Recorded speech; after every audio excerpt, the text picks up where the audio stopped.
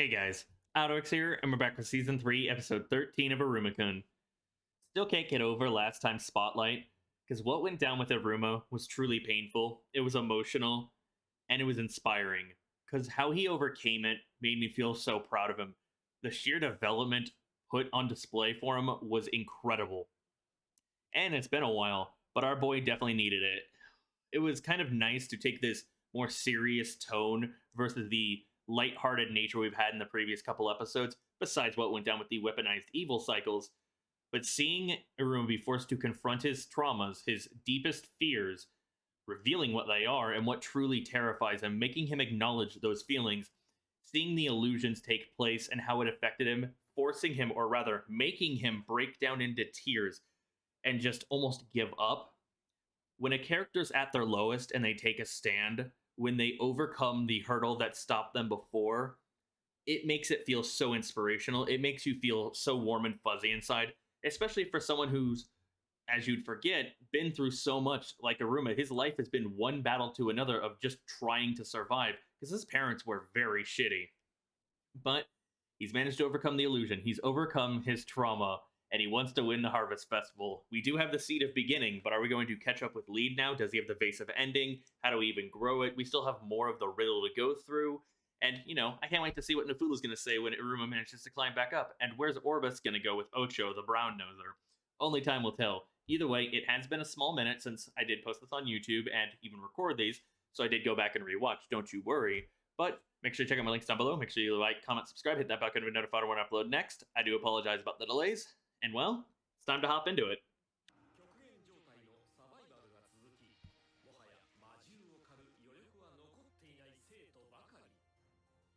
And I still wonder, once they grow the Legend Leaf, if they do, is it an automatic win, or do they have to haul it over to the collection one? How big will it get?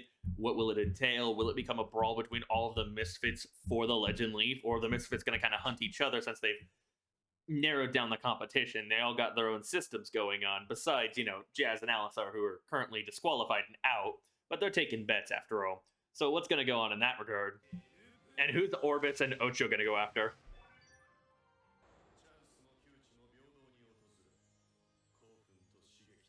It's essentially preparing them for the future. Testing their decision-making skills, their adaptability, whether or not they can rise to the challenge or they'll end up going to the bottom.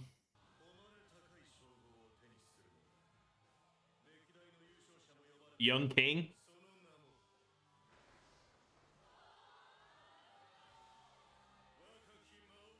Oh, yeah, because didn't Amari, they mentioned Young Ting with her nickname last time we saw her when she was discussing her feelings a little bit in the whole Legend Leaf bouquet. So that's the reoccurring title, and that's Delkira, the horns and everything. That's an impressive visual. These tidbits we get about the former Demon King, the missing Demon King. Oh, I eat them up. It's so nice. I can't wait to learn more about him and how the scene in the opening song will play into the story itself and how it'll interact with Iruma. Because I still do believe that Alicrad, his ring, is Delkira sealed in the ring, and he gets more sentience and more power the more ranks he goes up. So what happens if he hits rank 9 or even rank 10? Will we see the rebirth of Delkira, maybe? Oh, this arc just gets me, man.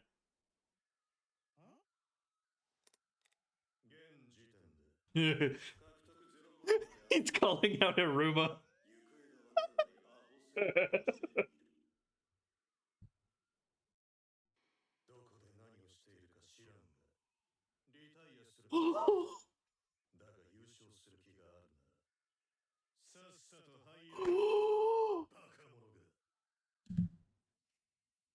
Now that's a familiar. Now that's a proper teacher. Even if he acts like he's disinterested or dislikes his class and doesn't like to go along with their antics, he does care about him. He always shows it in some form or fashion. Sometimes it can be cruel, but seeing him say this for Iruma, showing his own version of concern, his own version of inspiration. Oh, I love you, Eggy Sensei.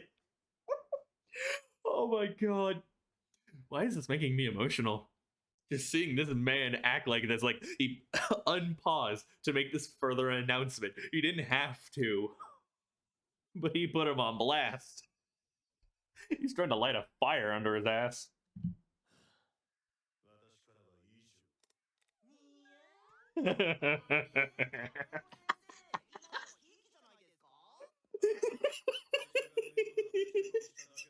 Sure.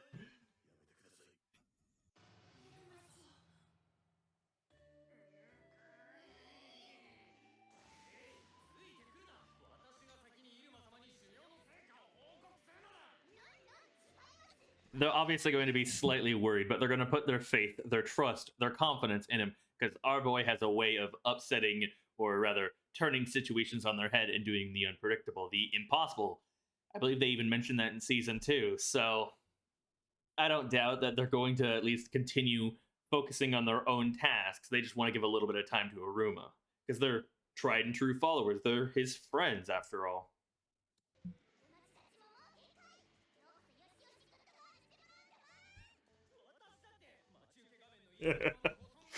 Oh, so wholesome.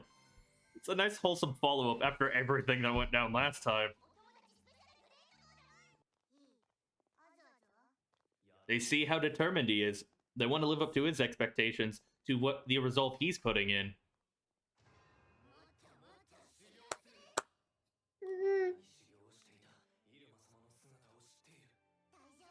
Yup. Called it. It's impressive they only got away with a cut. Are we gonna see how he survived? Was it Allie? Oh. So that's how. Yeah, he probably would have died. He almost fell on his head.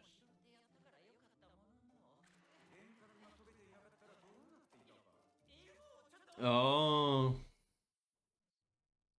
He was subconsciously blocking out Allie because of the illusion. That makes a lot more sense. I didn't put 2 and 2 together. I was like, I didn't think about where Allie was during the whole sequence of events.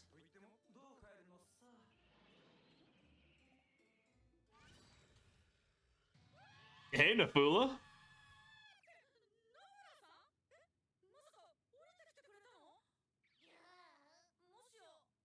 Yeah, considering he's acting like he doesn't have wings or his wings are underdeveloped based on what went down with Balam Sensei in season 2, it makes sense that he'd have to climb up, but it'd be a little suspicious for others.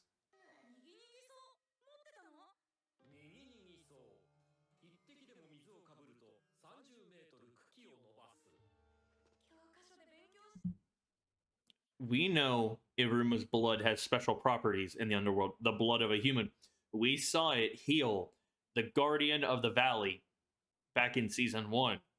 So what if he uses his blood on Nigi Nigi Greens? If 1 drop of regular underworld water makes it grow 30 meters, what would it do to that? Would it be 300 meters, 3,000 meters? Would it turn into something monstrous? We don't know the full extent of what value a human has in the underworld besides just wanting to be eaten. That'd be a crazy development if they go that route. Oh. Episode title. What's gonna happen, y'all?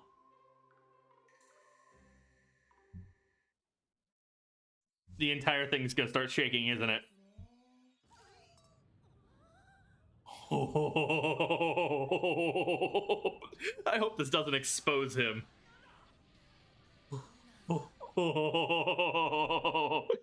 I mean, dropped his sword. He literally jaw dropped.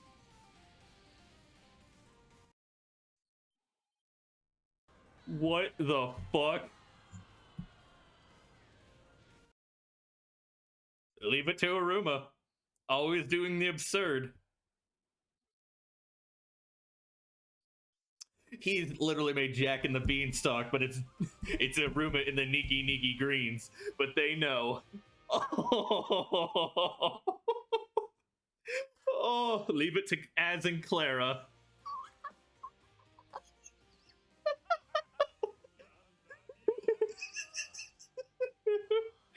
Oh, God, it's massive. No.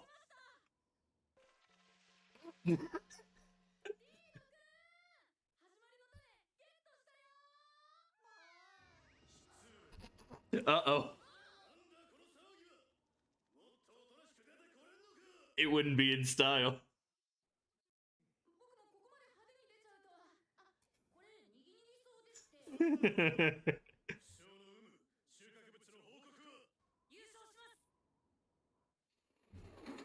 The confidence.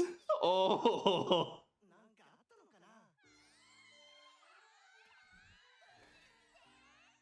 Of course. What is that outfit? He's on a high horse. A proper one.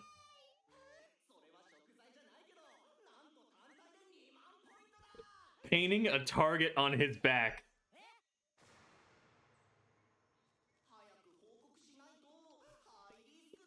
Are you serious? They're literally calling him out and reporting it to basically all of the students just so it gets a target on his back so everyone else gets fired up. But it's also giving him no choice. Does he keep it and wait for Iruma, or does he be selfish and choose the path of easy points?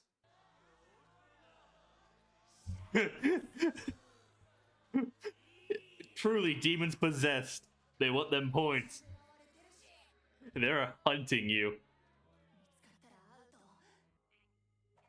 He's gonna run into... I was gonna say a Misfits member, but this is bad. We know he has no control around women. I do feel bad for Lead, because he just got one hell of a target painted on his back. Unintentionally, or unwillingly, rather. And it didn't help that Iruma announced himself and his acquisition of the Seed of Beginnings. Now that they have the two combos, they just gotta grow it. So it's gonna be a struggle making it to him, keeping the vase, and then growing it as well. It's gonna be an all-out brawl. I do wonder if they grow it, will they end the festival early? Will it be considered just the de facto win piece because it's a legendary item? After all, it gives 100,000 points, but it's split between two people, so 50,000 points each. It might just fire up people and make the fourth day even fiercer in terms of fighting. But I do appreciate that we caught up with Lead, that we basically saw a summary of events that took place during his time in the trial, that there was a second genie, everything he went through, and how they split the party truly perfectly. How it was more catered to each of their skill sets and their own knowledge. Because Toto was definitely an Iruma genie, while this genie we didn't know the name of was more of a Lead genie with all of the obstacles, the games, the hurdles he had to overcome. And he was riding that high. He was feeling like the protagonist with all of them art style changes. Because they really liked doing that with Lead. Not that I mind, it was hilarious. It still feels so good to see Kalego show his version of concern and in means of inspiring others, not just Iruma, but we could tell he was playing a little bit of favorites. Maybe, just maybe, it was stemming from the fact that he is his familiar after all, but we do know in his own way he cares about them, and it just feels so good. It feels so wholesome and happy to see it reaffirmed, much like how it was nice to see Clara and Asmodeus go and visit Iruma during his training and not want to interrupt. They got fired up because of how resolved he was, how determined, and how even though he was a little frustrated and a little bit struggling, he was continuing to go at it. He wasn't focusing on anything else. He was truly giving it his all, and it fired them up in return. And I like how, with all of these announcements, it's always a case of just firing each other up. They're trying to push each other to new heights. They're putting that faith, that trust in each other, even if, they still want to go be by his side. And I can't wait to see the brawls we're going to get, but we got a nice refresher on everyone's points, their current standings, and what it's like for Iruma right now at last place with 0 points, and Shax as well. But seeing the concern for everyone else of, oh, Iruma's gone missing, and how they know how important Iruma is to Asmodeus and Clara, yet they're choosing to focus more on their own battlefields, their own situations. I can't get enough of the Misfit class. I can't get enough of Iruma. This was such a nice, calm down / wholesome / adorable and hilarious episode after the events we saw with Iruma and the spotlight and the trauma. And I do like that they addressed what was going on with Ali, because we didn't see him at all last time. So now that we got that extra piece of the puzzle, that extra information, it feels a little bit more complete. It feels less like a detraction, because it would be like, well, why didn't he use Ali? He kind of unconsciously secluded him from his thought process. He was focused so heavily on the trauma, his deep-seated fears. But Ali was there, supporting him through thick and thin, and I do hope my theories get proven. But I really do like that I was able to call the whole human blood aspect, but Nigi Nigi Greens, water source. Blood can be used as a water source, and the effects human blood can have. It's his own unique magic, as the episode title. It's something that Iruma can do that no one else can, and I love the disruption it caused, the chaos, how everyone was jaw dropped from as an Alistair dropping the ramen to a dude, dropping his sword, just shaking the entire area. And I love that Kaliko was like, well, this is basically a miniature netherworld. And Iruma, once again, threw everything on its head. He did the impossible. He pulled something completely out of the blue and shook everything up with one of his weird actions. I do wonder why he didn't use Fractal, though, when Ifulu was trying to carry him, but maybe that wouldn't even help, because he's not exactly a master at Fractal. He's only used it once or twice, to my knowledge, in the series. So maybe that's just a plot point forgotten, or just kind of slipped the mind. He is currently in pain and trying to figure out how to get out, and sometimes it's hard to think or consider all of your options at hand.